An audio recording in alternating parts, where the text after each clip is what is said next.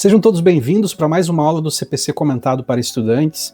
Hoje nós vamos para a parte final do CPC que trata acerca da cooperação internacional, especificamente sobre a Carta Rogatória e as disposições comuns às sessões anteriores. Isso abarcará os artigos 35 até o artigo 41. Então vamos começar a nossa aula?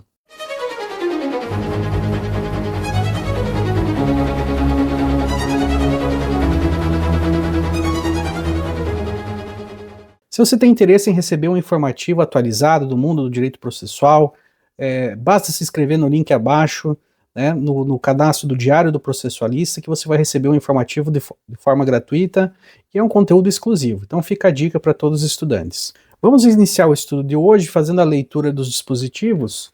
E hoje nós vamos tratar acerca da Carta Rogatória, que é um dos instrumentos de cooperação internacional, e também a parte final, né, a seção 4, que trata acerca das disposições comuns às sessões anteriores, ou seja, é aplicável tanto à Carta Rogatória como também ao auxílio direto, né, que são os instrumentos de cooperação internacional.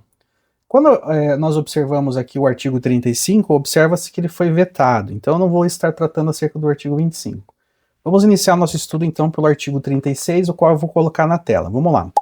O artigo 36 ele diz assim: o procedimento da Carta Rogatória perante o STJ, ou perante o Superior Tribunal de Justiça, é de jurisdição contenciosa e deve assegurar às partes as garantias do devido processo legal.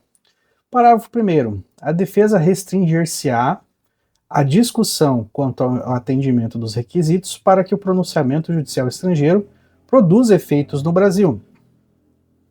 Parágrafo 2º. Em qualquer hipótese é vedada a revisão. Parágrafo 2º.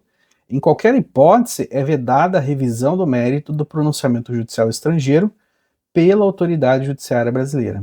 Muito interessante. Então, quando nós fazemos a leitura do artigo 36 pelo caput, já fica claro que há um procedimento. A Carta Rogatória estabelece um procedimento contencioso, ou seja, há um processo judicial em que as partes podem participar. Mas ainda que as partes possam participar e seja resguardado o contraditório, né, a ampla defesa, elas não podem questionar o mérito da decisão que foi prolatada no Estado estrangeiro, ou seja, no Estado requerente. Então, há uma restrição acerca dos limites de defesa, conforme o parágrafo 1º traz para nós. Então, percebe-se que não podemos discutir o plano de fundo dessa decisão de mérito, né? Ou seja, essa decisão que foi prolatada no Estado requerente. As questões que podem ser discutidas são os requisitos, né, formais e materiais para a execução dessa carta precatória no território brasileiro. Esses requisitos incluem, geralmente, a autenticidade dos documentos, né, e da decisão, observância de competência, citação regular, trânsito em julgado, ofensa à ordem pública, né, e aos bons costumes. Então vai se fazer uma análise, né, um confronto dos valores também constitucionais do país requerente, dos valores constitucionais fundamentais do Estado brasileiro, para ver se há alguma divergência. Porque não podemos instrumentalizar e utilizar a cooperação internacional para dar cumprimento a ordens abusivas, né, talvez de perseguição política, perseguição de pessoas inocentes, enfim, talvez até de refugiados, né. Então é muito importante que haja uma análise cuidadosa dessa decisão que veio de um Estado estrangeiro. E novamente aqui o parágrafo 2º reforça o que nós estávamos comentando, né?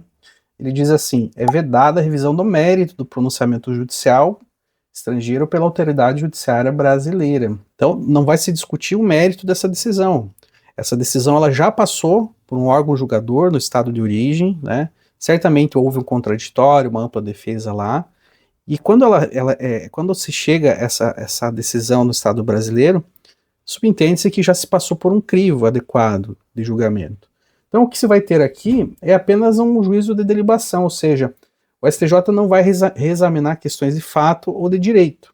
É importante destacar que uma revisão do mérito, né, dessa decisão que foi prolatada no Estado estrangeiro ou no Estado requerente é uma violação da soberania desse país. Então precisamos considerar aqui a reciprocidade. Da mesma forma como o Brasil não deseja que as suas decisões judiciais sejam revisitadas e revisadas numa jurisdição estrangeira, nós não faremos isso com uma decisão que é proferida por um Estado ou uma jurisdição estrangeira.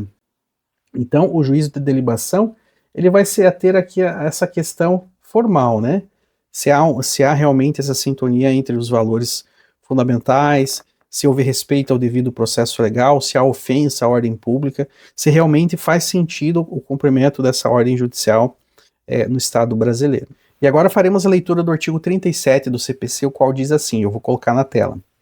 O pedido de cooperação jurídica internacional, oriundo da autoridade brasileira competente, será encaminhado à autoridade central para posterior envio ao Estado requerido para lhe dar andamento. Então nós temos uma autoridade central que ela é responsável por recepcionar esses pedidos, né?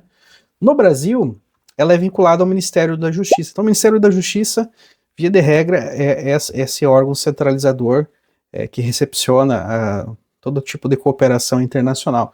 Mas dentro do Ministério da Educação, eu vou colocar na tela para vocês, a autoridade responsável é o Departamento de Recuperação de Ativos e Cooperação Jurídica Internacional, cuja sigla é DRCI, né? Então ele é vinculado à Secretaria Nacional de Justiça, do Ministério da Justiça e Segurança Pública. Todos os pedidos e requerimentos estrangeiros de cooperação internacional, eles obrigatoriamente são direcionados a esse órgão centralizador. E da mesma forma, quando a jurisdição nacional necessita que haja uma colaboração internacional acerca de um caso brasileiro, esse pedido é encaminhado para lá e eles são responsáveis por fazer essa interlocução. Vamos agora para o artigo 38, o qual diz assim, eu vou colocar na tela para vocês.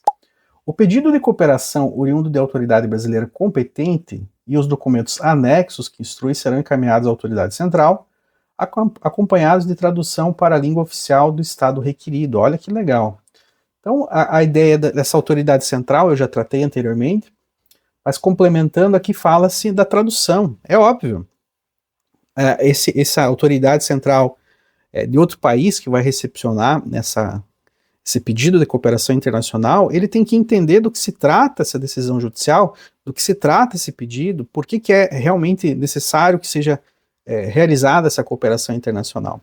E agora vamos para o artigo 39 do CPC, que ele diz assim, o pedido passivo de cooperação jurídica internacional será recusado se configurar manifesta ofensa à ordem pública. Quando nós estamos falando aqui de um pedido de cooperação internacional, nós temos que imaginar que essa ordem pública é um respeito, né, aos direitos fundamentais brasileiros consagrados na Constituição, respeito à moralidade, respeito ao devido processo legal, à dignidade da pessoa humana. Então, se esse pedido de cooperação jurídica internacional ele for ofensivo à soberania nacional, ofensivo à ordem pública, ofensivo aos valores consagrados pela Constituição Federal, ao devido processo legal, né, se observar que ocorreram abusos e ofensas ao contraditório, à ampla defesa.